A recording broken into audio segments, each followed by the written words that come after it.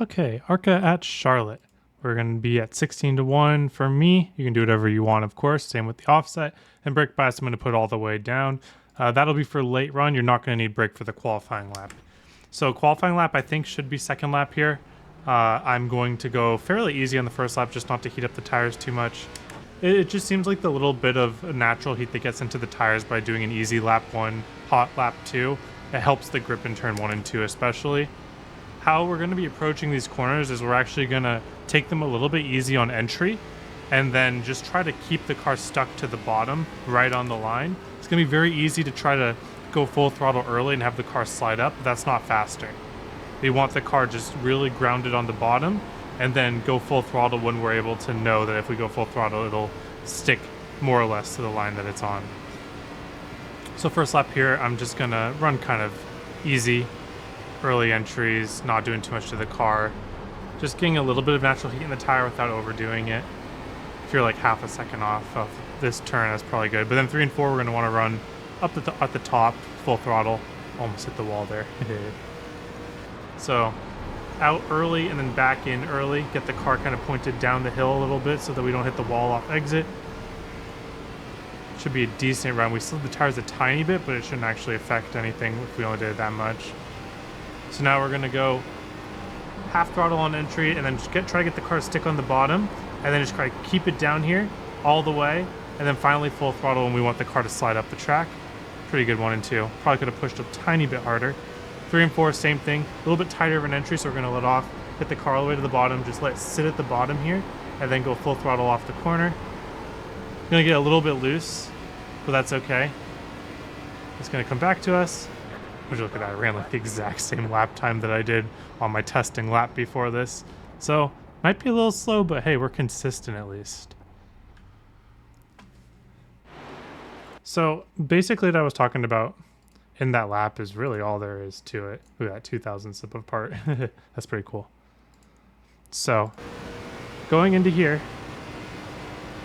you can drive it a lot deeper into this corner and maybe there is time to be gained there. But I like just taking, you see how right when the car goes into the banking, I go to half throttle. This just really helps me get to the bottom without getting tight. And it allows me to really just force the car. You can see I'm kind of forcing the car with the wheel. This isn't something I would want to be doing during the long run. But basically I'm using the partial throttle so that I'm able to just, my steering wheel just has more power to turn the car if I'm at the half throttle. So even though I could dive it in deeper and maybe it works out, but I don't think it does because I'm just able to keep the car on the bottom and then just go full throttle early and have the car still stay off the wall. It's a lot harder to stay off the wall if we do that huge dive bomb, and we're probably going to have to get on the full throttle later so it negates all of the things that we get. Now, if you're a mega alien, it maybe is possible to dive it in a little bit deeper and still get the same throttle timing, but that'll take like a really good turn in to keep the car rotating. But you can see it's pretty simple, right? Banking, half throttle down the banking, get the car all the way to the bottom, and then slowly ease the throttle back up to make sure that your car doesn't immediately slide off the bottom. Turn 3 is going to be a little bit of a tighter corner than turn 1, so I'm going to actually get out a little bit earlier, even before the real banking starts. And you see how instead of going to half, I start out by going to like a third, because I really need a lot of rotation in that first like split second of the corner. In turn 1, I would only be going out to half because I can ease the car to the bottom. In 3, because you can see at the top right here, the angle of the corner of 3 is a lot tighter than the angle of corner of 1. And because of that, I need to get more turn out of the car in the first split second. So how do I do that? Well, instead of going to half throttle, I go to a third throttle, maybe a quarter. And if you're not getting to the bottom even with that, get out of the throttle even more. And same thing, once I get to the bottom, I just am slowly easing it back up. And because, again, think about how the angle of the corner is in turn 4 compared to turn 2. I should, in theory, be able to go full throttle earlier. And you can see it's more of a... It slides a little bit. It tends to slide a little bit if you are sliding up a little bit too early. It'll get on the right rear a little bit much. But that should be okay. You can kind of counter steer that quickly and still have room up to the wall. And this I don't think really... It maybe lost me like... less than half a tenth, that little moment there, maybe like 300ths, 400ths. But again, the tighter entry, we need to be farther out of the throttle than the wider entry. And then from there on, our goal is just to get to full throttle without the car sliding up the track. And that's how we do a hot lap here. For the long run, it's all about worrying about our tires, right? So these Arca cars have gotten to a point where you can kind of wear whatever tire you want based on how you drive the car. So instead of me forcefully saying, put it on the right rear, put it on the right rear, that's kind of how the Arca car used to be with the setups, always landing on the right front. Ever since the new model of the Arca car, it seems like there's a little bit less of that going on. And it's just more about how you drive the car.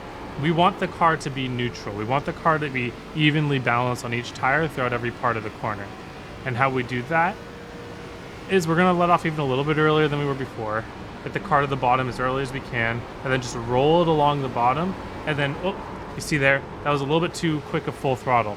So that was probably just because of the first lap cold tires, unfortunately.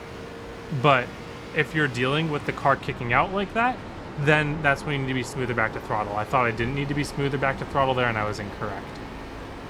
But the way that that you save the right front here, if that's how the race goes, it depends on the track temperature really, but anti-arcing, aka really shallow entry, park the car on the bottom, throttle up early, get it on the right rear.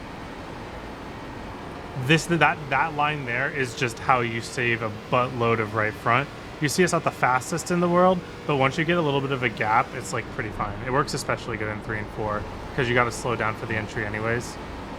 Like you can see here, I anti-arced the corner and was like less than 2/10 slower for the corner. And that's from like qual lap full pushing.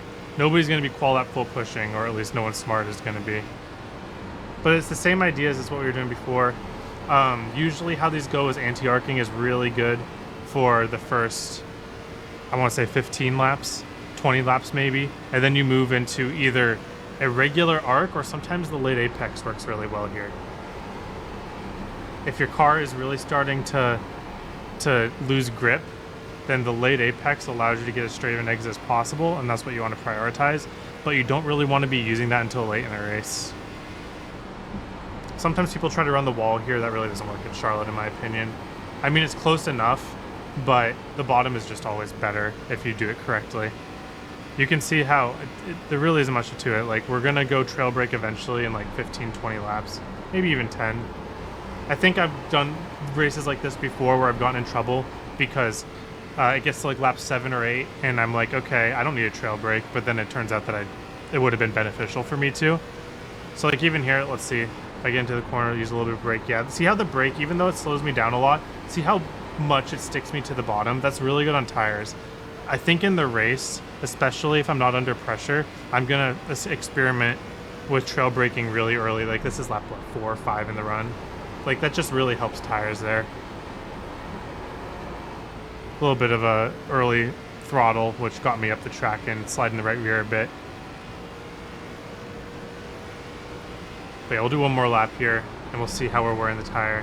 So you see, without the trail brake, this is what that anti-arc does without the trail brake.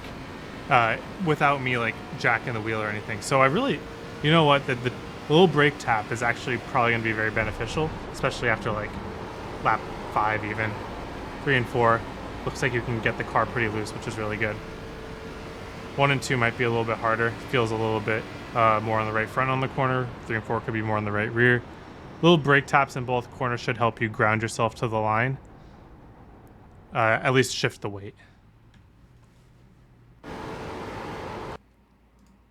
98, 97. So it starts on the right rear. I wouldn't be surprised if it gets back on the right front eventually, but you can drive these tracks on the right rear if you really want to.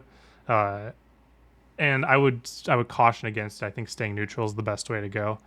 You can get in trouble with corner exit grip late in the race if you don't have a right rear.